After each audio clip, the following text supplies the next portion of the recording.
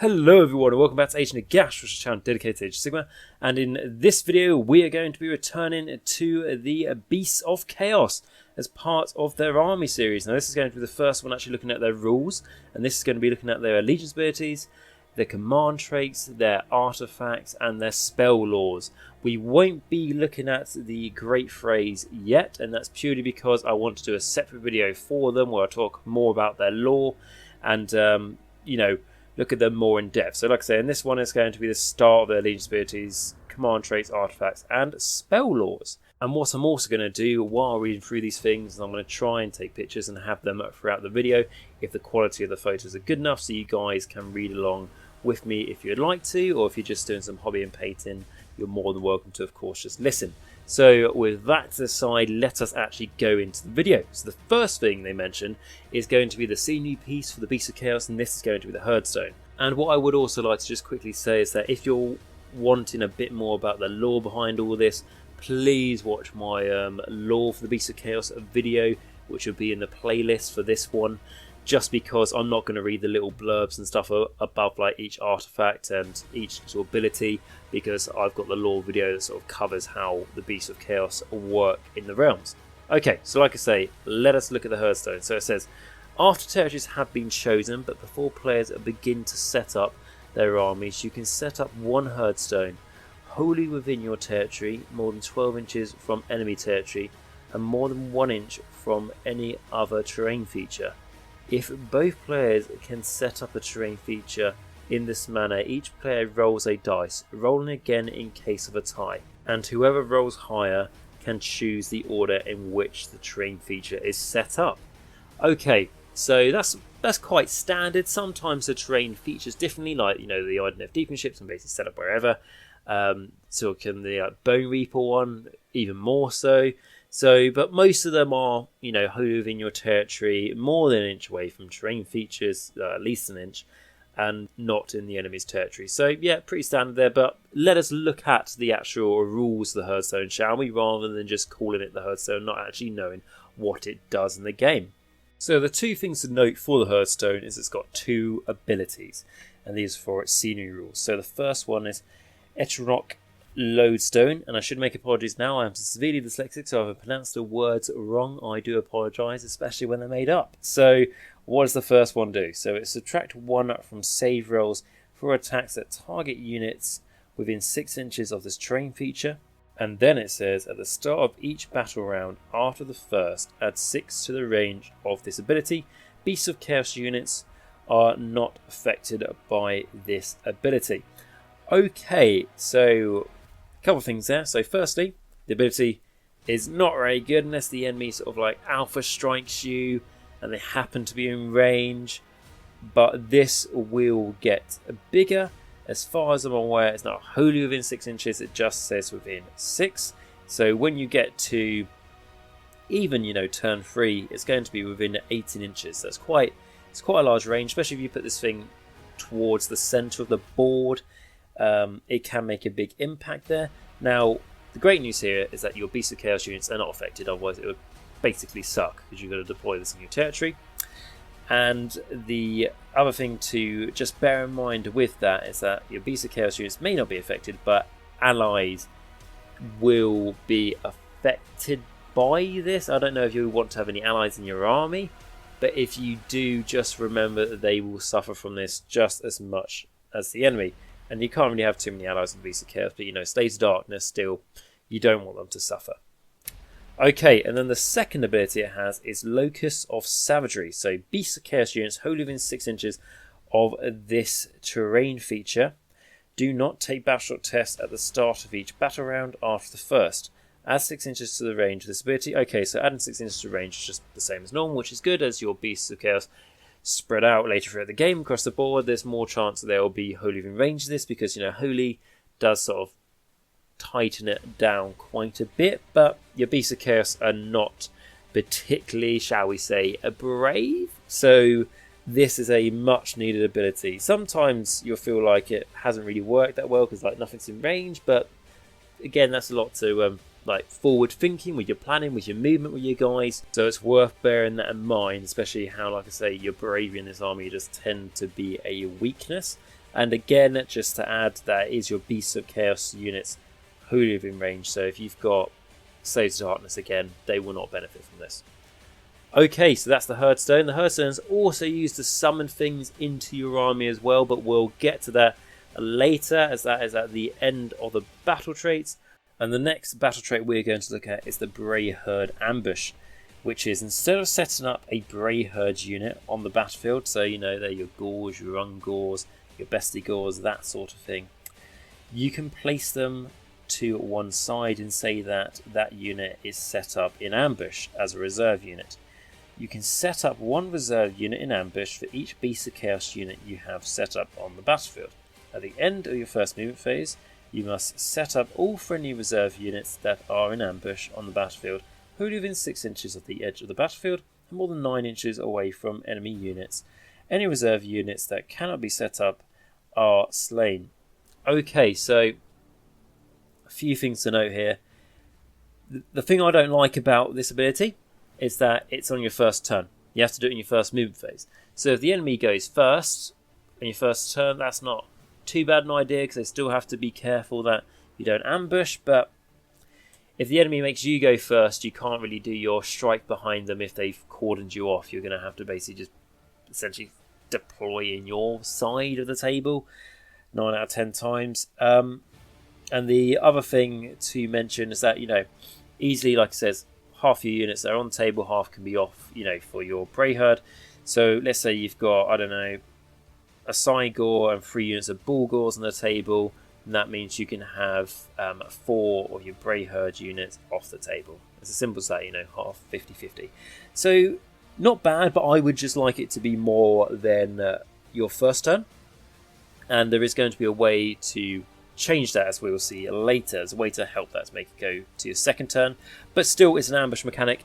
Some armies don't have them at all, so it's definitely a needed ability. Even if you just keep one thing in there, just to make the enemy have to keep something behind to stop you, you know, ambushing behind them on that turn one, it can really start to mess with your opponent's head a little bit. Okay, so the next ability is going to be Creatures of the Storm. So it says, at the start of your hero phase, roll a dice. Each friendly Thunderscorn unit more than 3 inches from any enemy units can move a distance in inches equal to the roll, but cannot move within 3 inches of any enemy units. That's pretty cool. So it's a way to make your Thunderscorn, just so you know, that your Dragon Ogres, Dragon Ogre Sheegoths, those units move the extra bit further, as they're not the slowest, but they're not the fastest either, so it helps them keep up a little bit. Of course, that's random. It's 1 dice, and you just roll, like I say, 1 dice. You don't roll for every unit, just a single die.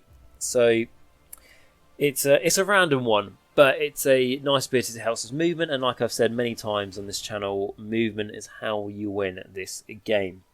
Okay, and then the next ability is going to be Blood Gorge. So at the end of the combat phase, if any attacks made by a Warherd unit, so your Bulgors and your Doom Bulls and your Gorgons and your Sigors, so if they've made any attacks in the combat phase that destroy an enemy unit, heal D3 wounds allocated to that Warherd unit.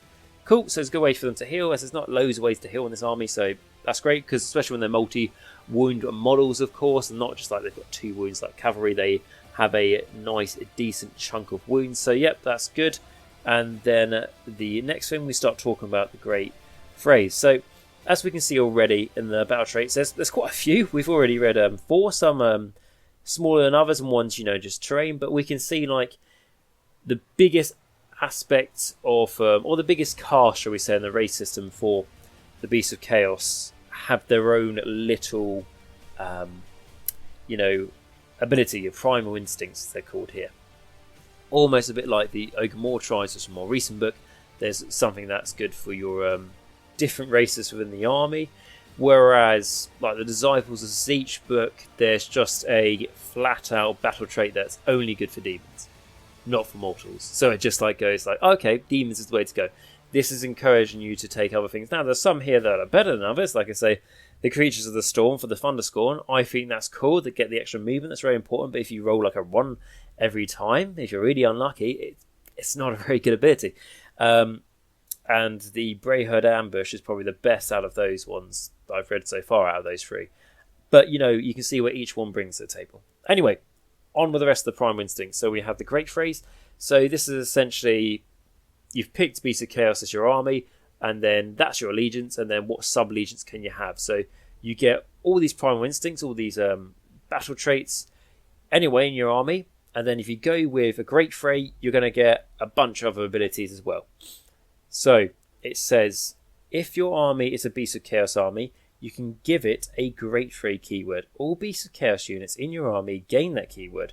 You can either choose one of the Great Frays listed below, or choose another Great Fray that you have read about or created yourself. If you choose one from the list below, all units with that keyword benefit from the extra abilities listed for that Great Fray on the page indicated. If you choose a different Great Fray, simply pick the Great Fray that most closely matches the nature of your own. So you've got 3 here, and we've mentioned them in the lore video, and like I say, I won't go in depth with them in this video because I want to do a separate video for them. But what we have is the All Herd, so that's the main one, that's the big one, the backbone of the Beast of Chaos, that one. You then have the Dark Walkers, who are all the sneaky ambush one, and then you have the Gave Spawn, which are all about chaos mutation and just nasty tentacles and all that sort of thing. So you don't have to pick a Great Fray. It's optional. So don't feel like you have to pick it, because you can go without a Great Fray, which generally means you're going to miss out on an ability for your army that you would get for free. However, you're not tied down to taking a certain command trait and a certain artifact. So like a lot of, not all sub-allegiances, but with a lot of sub-allegiances, don't feel that you have to take them. If I'm wrong on that, please let me know in the comments below, but as far as I'm aware, you don't have to. Otherwise, what's the point of having all these extra command traits that we're going to see in a moment if you can only have one in your army anyway, and it's dictated by the Great Fray you choose. So the next thing to read, and this is going to be the last part of the battle traits, so the last part of the Primal Instincts, is going to be their summoning. So this is going to be called the Primordial Call. So you can summon units of Beasts of Chaos to the battlefield if you collect enough Primordial Call points. At the start of your hero phase, you receive 1 Primordial Call point. In addition, in your hero phase, you can choose 1 friendly Beast of Chaos hero within 3 inches of the Herdstone. You can set up at the start of the battle and say that they will enact a savage blood ritual. If you do so, pick friendly Beast of Chaos unit within 3 inches of the Herdstone. That unit suffers D3 mortal wounds for each mortal wound inflicted on that unit. You receive 1 Primordial Call point. It then says, if you have 3 or more Primordial Call points at the end of your movement phase, you can summon 1 or more units from the following list on the battlefield and add them to your army. Each unit you summon costs a number of Primordial. I feel like I'm just mispronouncing that word more and more I go, if I have to say it one more time. Okay, so as shown on the list, if you have enough points, you can summon them, essentially. And you can only summon a unit if you have enough Primordial Call points remaining to pay its cost. Summoned units must be set up wholly within 6 inches of the edge of the battlefield and more than 9 inches from any enemy units. Subtract the cost of summoned units from the number of Primordial Call points you have available immediately after it has been set up. Okay, I'm not pronouncing that word again. So we have a list here. So we're going to start from the bottom and go all the way to the top. So for 3 points, we can get 4 things, and that's going to be 10 Ungors, or 1 Razor Gore, or 1 Tuskor Chariot, or 1 Chaos Spawn. So out of those 4 options, I'd say the 10 Ungors are probably the best. So what we're going to get for 4 points, now we could get 10 Ungor Raiders, 10 Gores, 10 Chaos Warhounds, 5 Centaurs. So out of those 3 options, I would probably say the 10 Chaos Warhounds are the best because of just how much movement and what you can do with them. The next one we could get for 5 points is going to be 3 Zangor Unlightened. And remember, that will be without the disc, or 1 Cockatrice. So with all those, I'd probably say the Cockatrice, mainly because it's a cool monster. That's why I would go for it. Rules-wise, I don't know. I think it gives you more options because it's got a shooting attack. And then for 6 points, we could get 10 Bestigors, so that's cool. For 7 points, we could get 3 Zangord Enlightened on discs of Zeech. Or we could get 3 Dragon Ogres. I mean, it's got to be Dragon Ogres because they've got the word dragon in the name, which I like. And then for 8 points, we could get 1 Jabberslife, or we could get 3 Bulgors. It's got to be Bulgors because they're Minotaurs. A lot of this is personal opinion.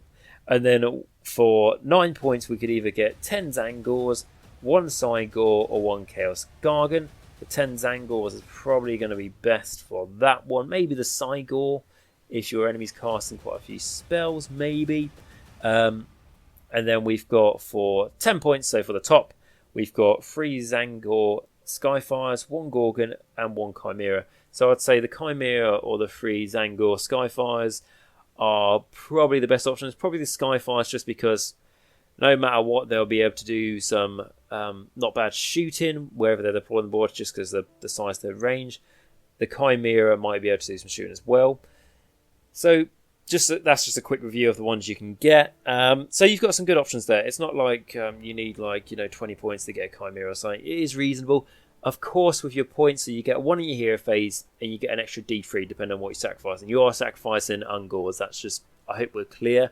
That's what you're going to sacrifice. If you manage to kill a whole unit of 10 Ungors by sacrifice, that's going to give you 10 points for a unit that costs you 3 points in summoning points. So you're trading up and getting yourself a Chimera or something if you manage to get it all off. And it will take a lot of time to get there. There's other ways for you to get primal call points, but not too many more. So on average, let's say on a D3 on average you get a 2 and then you get a 1 per turn. So on average you'll be getting 3 a turn, I would say. Is it worth stacking to get better things? I wouldn't put too much focus on that, because I've done it before in different armies where you want to stack your summoning points to bring on something really cool, and then it gets to turn 5 and you can bring it on, and you bring it on and it fails a charge and does nothing. So I would say use your primordial cool points when your situation requires it.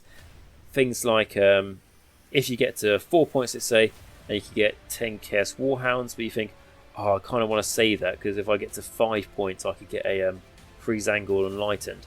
If you need movement now and viability of those extra bodies on the board, just get the 10 Chaos Warhounds, got 2 wings apiece, do the job pretty well. I wouldn't save all the time unless you need to. That's what I'd say about it. Okay, so those are the Allegiance Ability battle traits, the Primal Instincts that they call for the Beast of Chaos. So the next thing we're going to have a look at is going to be the command traits. Now the command traits are divided here, as like I said, many times it's like a caste system, a race system. It's not really a caste, it's more of a race system, I'd say, for the Beast of Chaos. It's not like a caste system for like the Seraphon, where each Seraphon member was created, or each Lisman was created for a single purpose. You've got your builders, you've got your thinkers, you've got your warriors. Beast of Chaos don't have that sort of civilization. They are just are who they are. Okay, so with that aside, the first one we're going to look at is going to be for the Brayherd heroes. Now, what I like about this, they haven't just given you free for the Brayherds to choose from, or free for the Warherds to choose from, or free for the Fun Score to choose from, etc.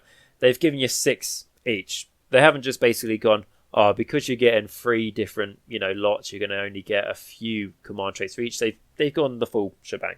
So I like that. Okay, so for the Brayherds first, at number 1 we have Bestial Cunning. So up to half rounded down of friendly reserve units set up in ambush. See Brayherd Ambush page 61, which you've just read. Can arrive in the second movement phase instead of your first. Okay, so let's just have a look at this. So on average, most armies in the game have about 10 units in them. Let's say your army has 10 units for your Beast of Chaos. So that means that 5 of them, if they're Brayherd, can set up in ambush. And that means out of the 5 that are in ambush that have to turn up on the first turn, half of them, rounding down, so half of 5 rounding down is going to be 2 in this case, can set up in the second turn. So when you break it down like that, and obviously it's dependent on what your list is like, it doesn't really sound like there's much that's going to be set up in your second turn. However, I like this ability because even if it's just 2 units or even if it's just 1 unit, it's still that threat the enemy's going to have to bear in mind that you could pop up at the back of their board in their, basically that what they consider their safe zone. There may be an objective there. You may be playing like, I think Battle for the Pass or Border War, where like the objective in the enemy's territory is worth a shitload more points to you than it is to them. So they want to be extra cautious of that, or if it comes to burning objectives, anything like that. You're just, by having just that 1 extra unit, doesn't have to be a really strong unit, but just having that 1 extra unit, it's just another worry on the enemy's mind they're going to have to think about. So I do like this for that reason. The next one we have is a much simpler one at number 2, which is Indomitable Beast. So add 1 to the general's wounds characteristic. Good to keep the general alive, but not my favourite. I think for your, especially, like I say, your generals in this, they're not, something with 14 wounds and a field save that doesn't die. These things can die, and that's just something you're going to have to kind of accept. So the next one we have for number 3 is Apex Predator, and this is reroll wound rolls of 1 for attacks made by this general. Okay, so the interesting thing about this one is I would say don't even really consider this one, because your Prey Herd general, there is the Shaman, but really we're just looking at the Beast Lord here. It's not a beat stick. He's not insanely powerful, so I would normally say do not look at this reroll wound rolls of 1. It's not going to be worth it. However, there is a but. Now, what that is if you look at your standard Beast Lord, it's not really impressive at all. Not awful at all, but a standard 5 wound hero. The thing about him though is he has got a command ability where essentially if he manages to kill something, he goes boom. Now he doesn't blow up, but what he does is he suddenly effectively makes the rest of your Bray Herd units a lot better. So that's great, but he has to kill something to be able to do it. And this guy hits on freeze and wounds on freeze. So if you can make him reroll those 1s to wound, and you can make him reroll hit rolls, which he can do, then you're hitting on freeze, rerolling, wounding on freeze, rerolling 1s. So you're going to get the enemy to make some save rolls, particularly if you're attacking something they're not a very good save as well, and only 1 wound, you're going to help it. Now, you may be putting a lot of points investments and just effort really into just trying to make this guy trigger his ability, and it might get sniped and die, which shooter meta looks like it's coming up quite strong in the new General's Handbook. So we'll have to see how well that works, but your risk reward here can certainly be paid off, so that's why I'd say to look at it. There's also a artifact I believe that can help you with that, and we're not going to go into his war scroll now. I know I am mentioning him, but we are going to say that for when we look at the Bray Herd units, but just bear this in mind for when we look at that in that video. Right, so at number 4 we have Malevolent Despoiler. So enemy units cannot receive the benefit of cover while they are within 12 inches of this general. Far too situational for me, don't like it. Swiftly moving on to number 5, Oracle of the Dark Tongue. Subtract 1 from the bravery characteristics of enemy units while they are within 12 inches of this general.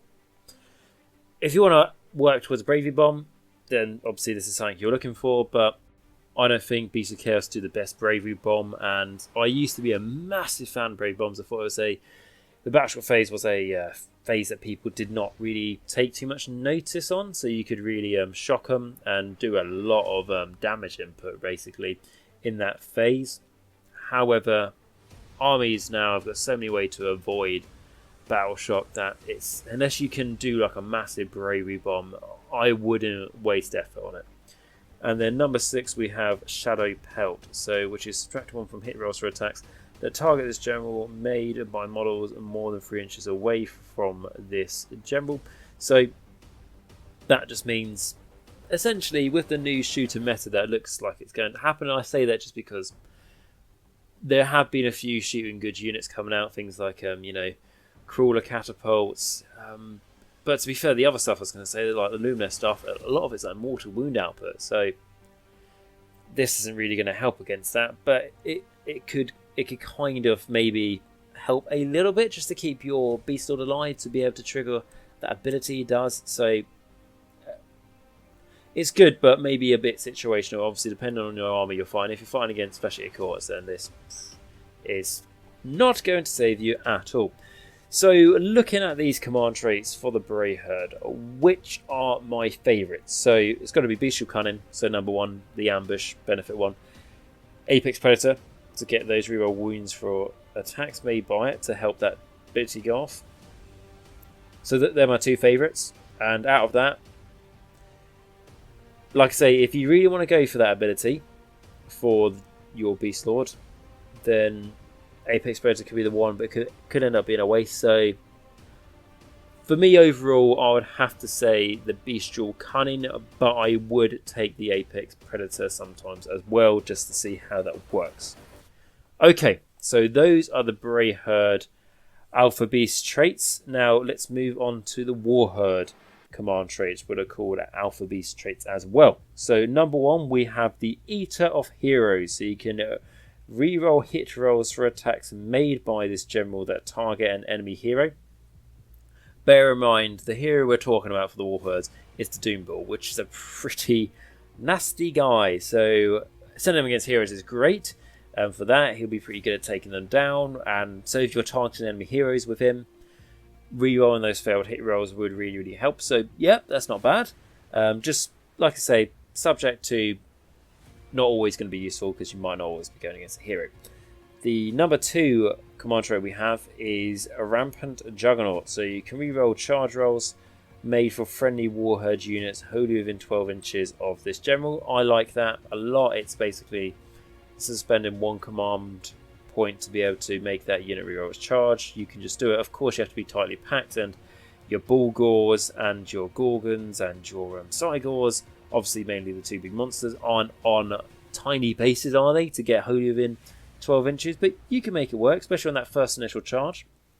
Number 3, we have the Gorger. So do not roll to determine the D3 for the number of wounds healed by a Blood Gorge battle trait. So like we said, that's the one where the Warherd units have to destroy an enemy unit and then they get to heal the D3, which is... I like it because it's good healing, like I said. However, you have to destroy an enemy unit. But the Warherds are more than capable. It's a difficult one. But essentially, anyway, here, you don't roll a d3, you just heal 3 wounds, which sounds great, but you do have to destroy that enemy unit, which I'm not saying a Doom Bull isn't capable of, but if you send them against a block of, you tag them onto a block of, 30 things or something like that, it's going to be hard for him to kill them all, isn't it? So, yeah, although I like changing the risk element of d3 to the reliable 3, no, it's too situational, that battle trait. Number 4 is going to be Gorge Tusk. So at the end of the combat phase, pick an enemy unit within 3 inches of this general and roll a dice. On a 1, nothing happens. On a 2 to 5, that unit suffers 1 mortal wound. And on a 6, that unit suffers D3 mortal wounds. It's going to be too hard to get that 6, so no, not really a fan. Number 5, we have Roaring Brute. So subtract 1 from the Brave characteristics of enemy units while they're within 12 inches of this general. So the same as the Oracle, the Dark Tongue for the Brave Herds. And then... So yeah, I'm not. Again, if you go for the Bravery Bomb, same reason, like I said, personally, I don't think that's a good way to go for the army. And then we have at number 6, Rugged Hide. So worse than the Ren characteristics or attacks that target this general by 1 to a minimum of a dash. I like that. That's good. I've used that in different armies before, and it's very much sort of, I was going to say help, obviously, with your save rolls, but has also saved that hero as well in life and death situations. So it can be very useful, especially how it's not just melee weapons, it can be for range weapons as well.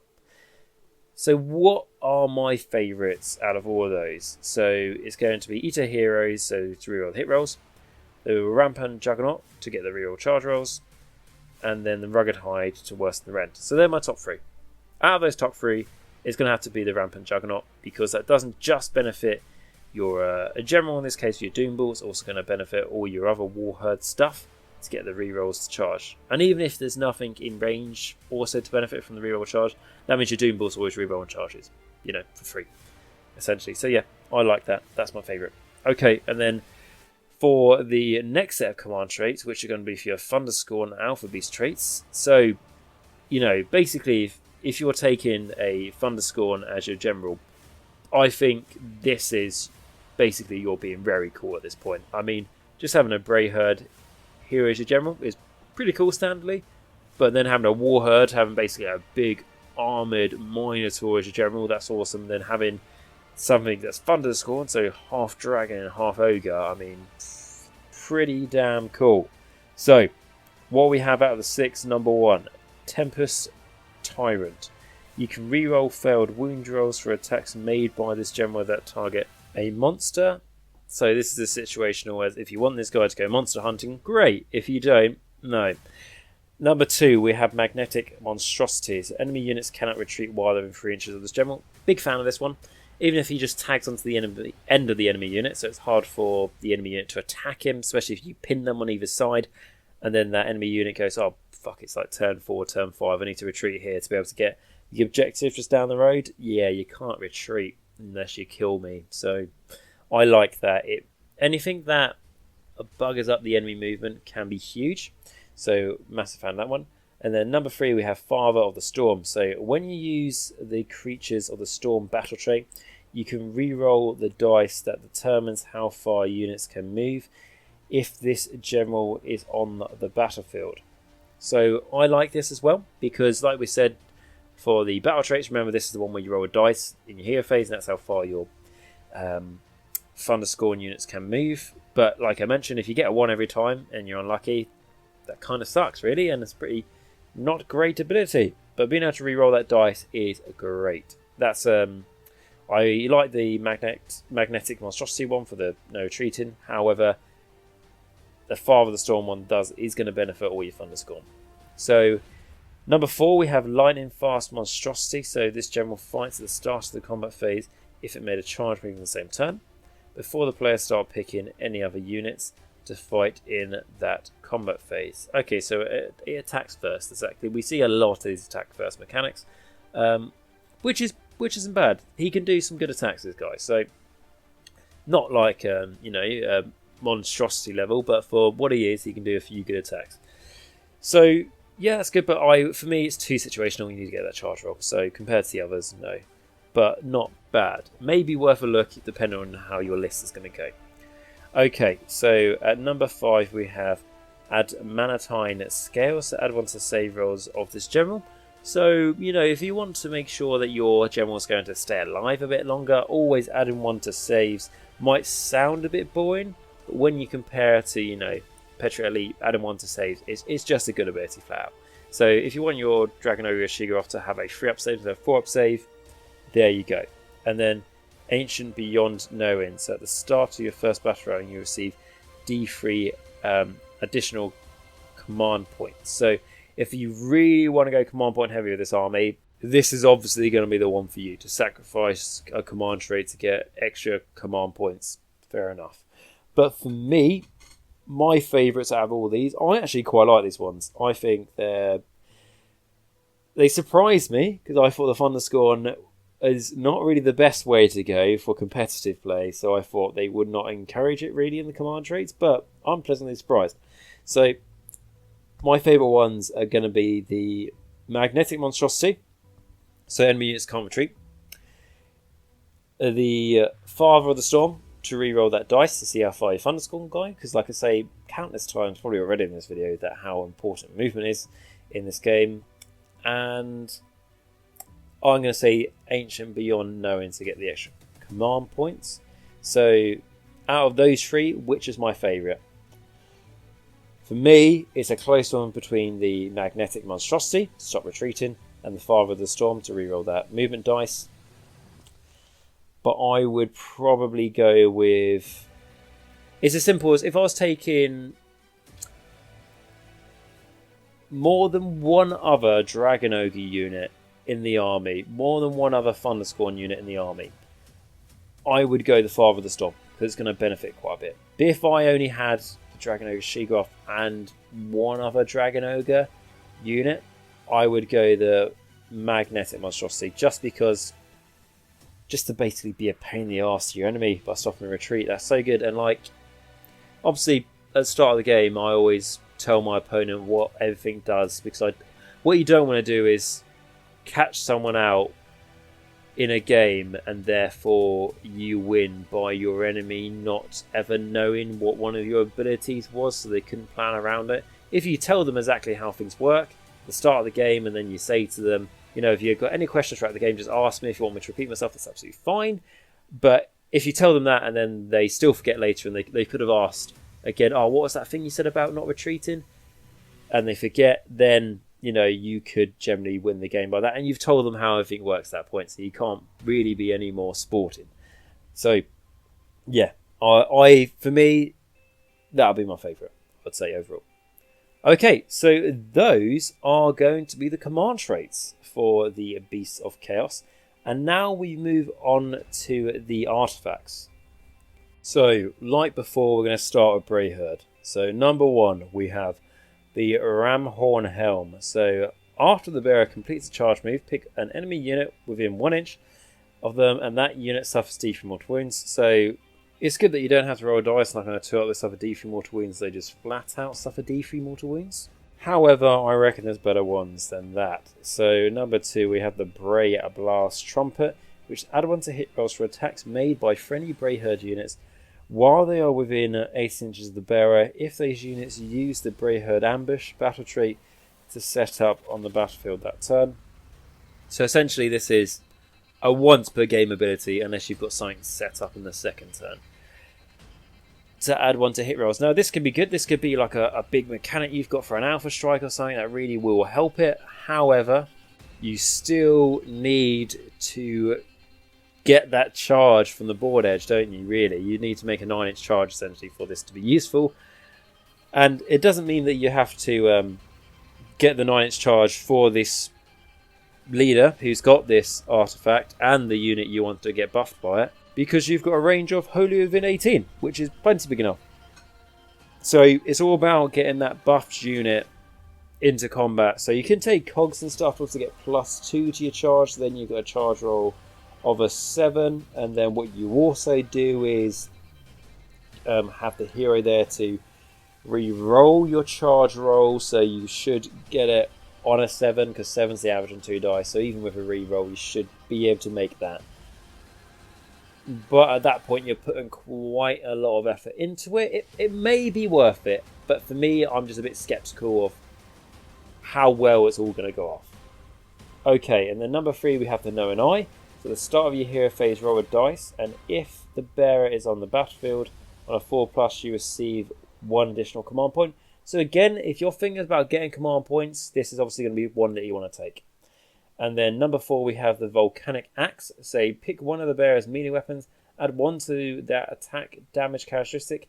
In addition, each time you make an unmodified hit of a 6 for an attack made with that weapon, the target suffers 1 mortal wound after all of the bearer attacks have been resolved. Cool.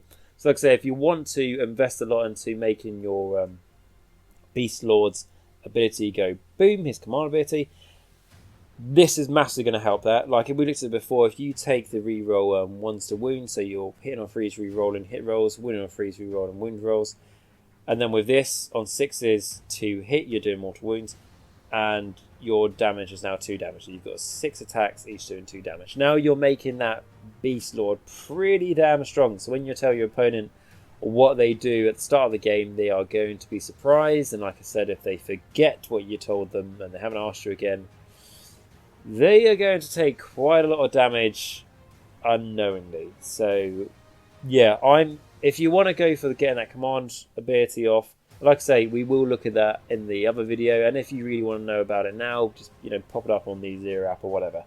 So this is definitely going to be the one for you if you want to do that. And like 6 attacks, 2 damage each, with like very reliable hitting to wounding. That's not a bad attack at all, especially for like a small model. Okay, anyway, moving on to number 5, we have Bleating Gnarl Staff. So if the bearer is within 1 inch of any terrain feature, at the end of your movement phase, roll a dice. On a 3+, enemy units within 1 inch of that terrain feature suffer 1 mortal wound. So unless the entire enemy army is on or next to this terrain feature, which would somehow surprise me quite massively, unless it's a Chaos Dreadhold, I'm not interested in this ability. It's really not worth it. It's not even like you just do it on Oh, 2 up. Yep, you're going to roll a 3, which... Or 1 mortal wound. No, it's not worth it, I'm telling you now. And then number 6, we have the Troggoth Hide. So at the start of your hero phase, you can heal 1 wound that has been allocated to the bearer. So again, if you want to keep him alive longer, you've got things like I said, looking at the command traits, making the enemy -1 to hit to shoot him, especially if he's got lookout, so that's -2. Or if you wanted to give him the extra wound from the command trait, and then this, you're just going to keep him alive that much longer. But for me, the best ones really have to be. There are some good ones, like to get the extra command point through the Knowing Eye, or to get the add 1 to hit for your Bray Herd units through the Bray Blast Trumpet. But for me, it's going to have to be the Volcanic Axe, just to make your damage output that much better for the Beast Lord, and also that can much be to your advantage if you want to get his command ability off. Okay, so then moving on to the spoils of the Warherd. So this is going to be for your obviously Warherd heroes. So number 1, we have Cleaver of the Brass Ball. So pick one of the bearer melee weapons, improve that weapon's rend by 1.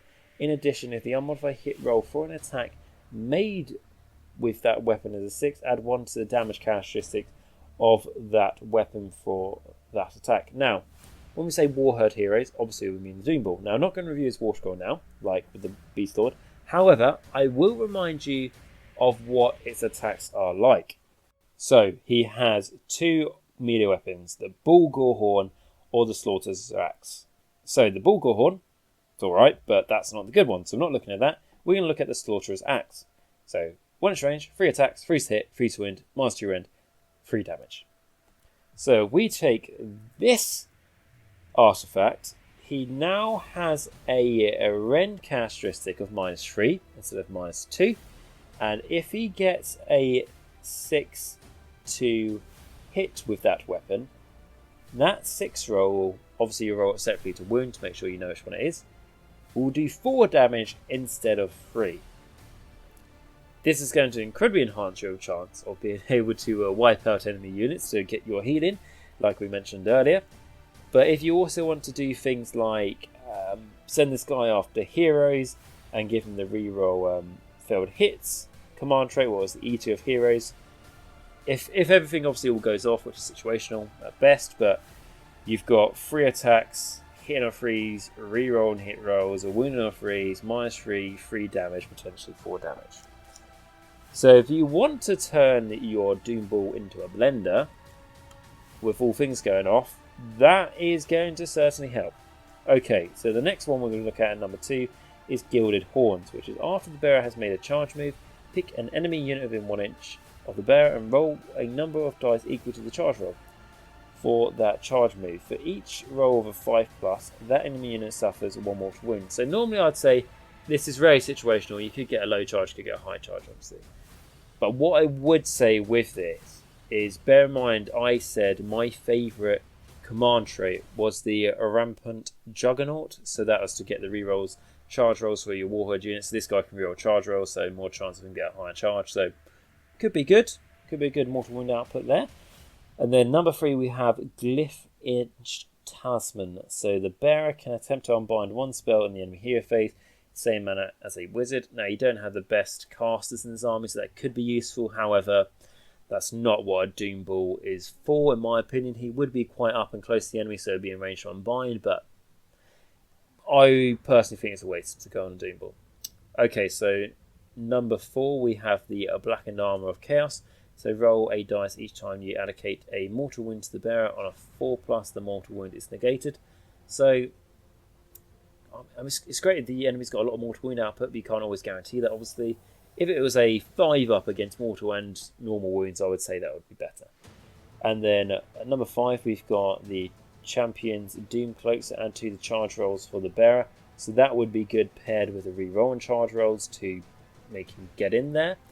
And number 6, we have Herdstone Shard. So when a Bulgur unit's holding within 6 inches of the bearer, use the Blood Greed ability. It activates on a unmodified 5 instead of a 6.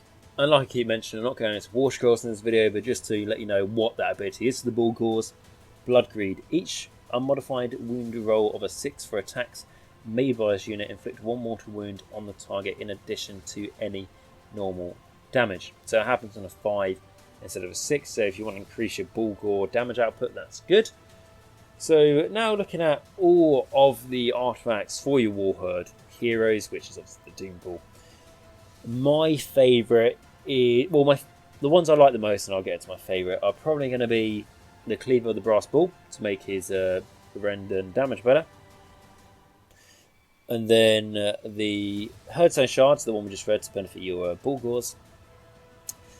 And then add 2 to charge rolls, I would say. And out of those 3, my favourite is going to have to be... It's going to be the Cleaver of the Brass Ball, or it's going to be the Herdstone Shard. So those 2 are depending. If you've got lots of Bulgor units in your army, Herdstone Shard all the way.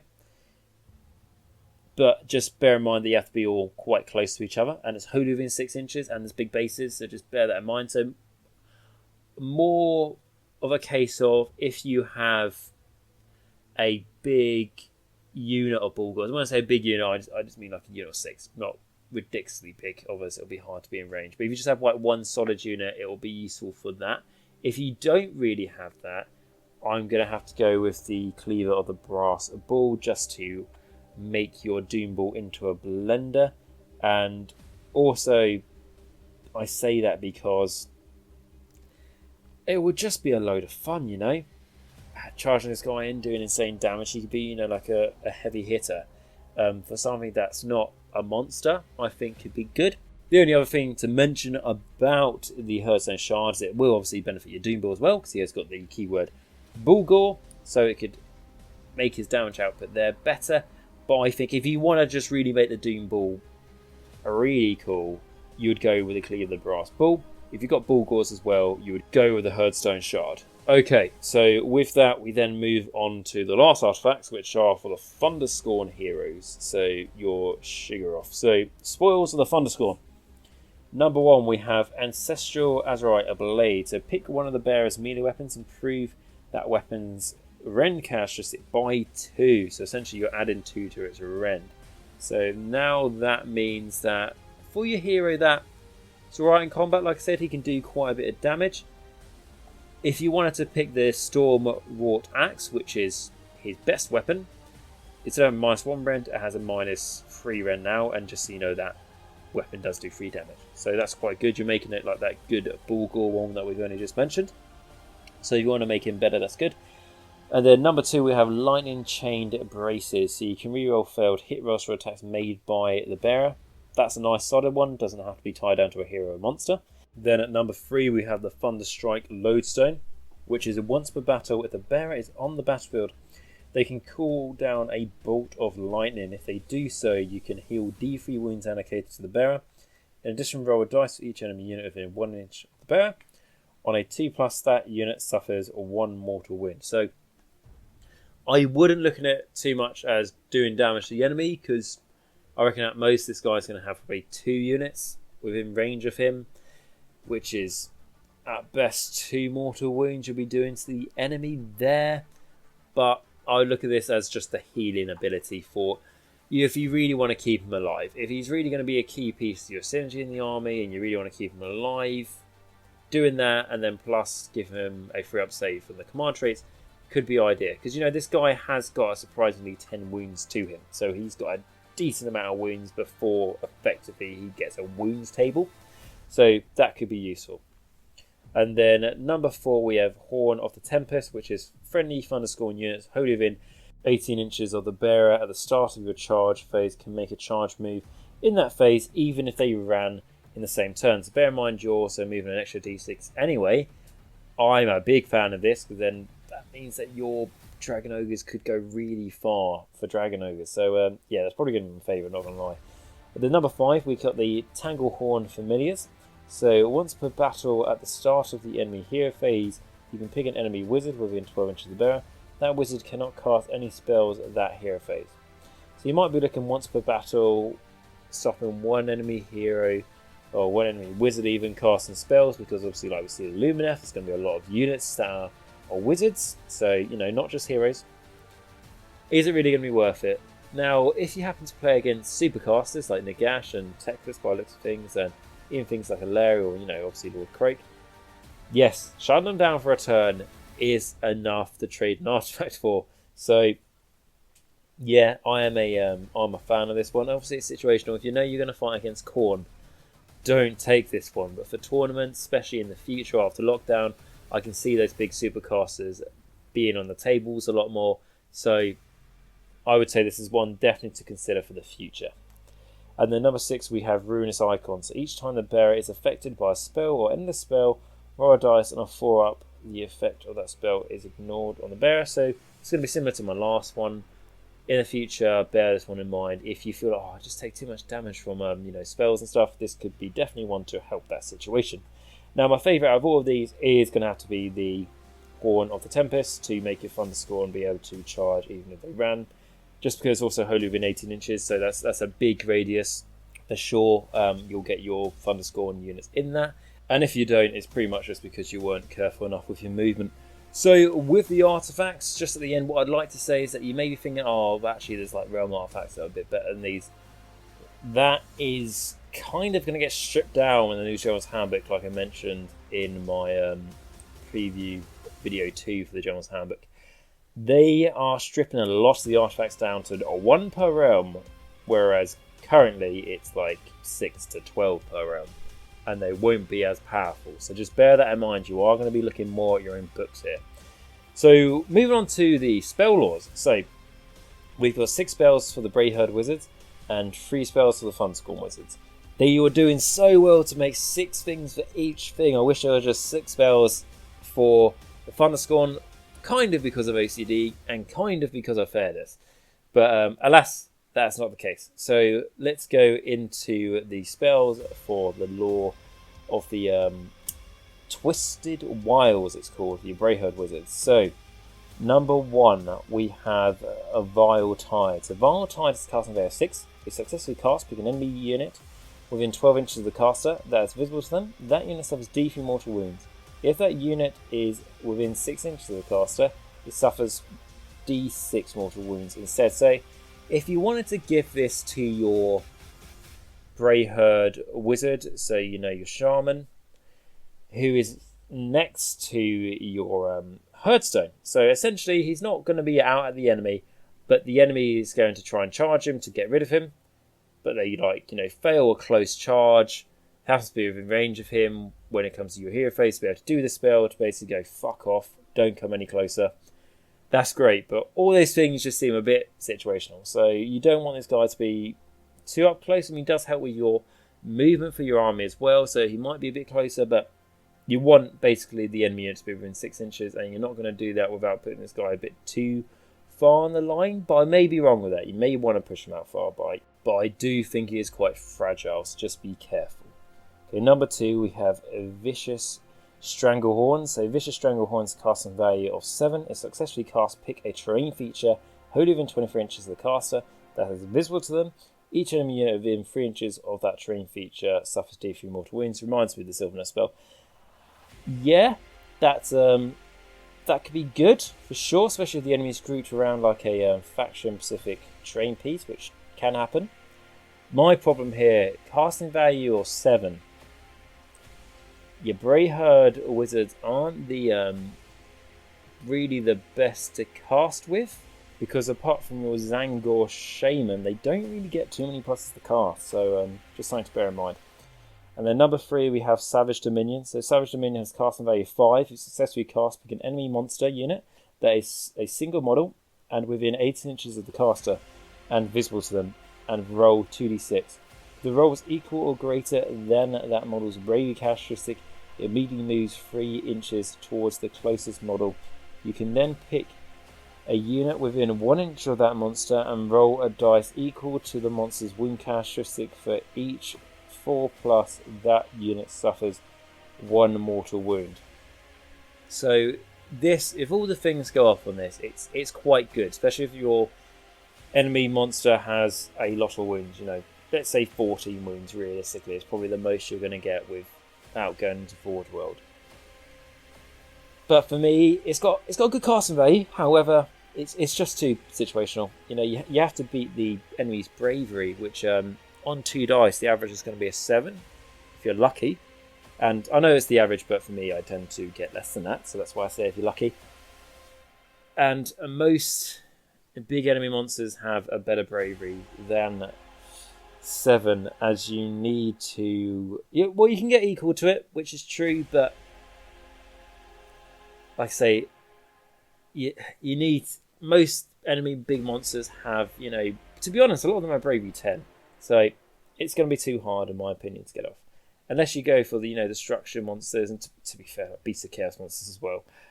But at number 4, we have Tendrils of Atrophy. So it has a casting value of 6. If successfully cast, pick an enemy unit within 12 inches of the caster and invisible to them until your next hero phase. Subtract 1 for save rolls that attack that target unit. That's good.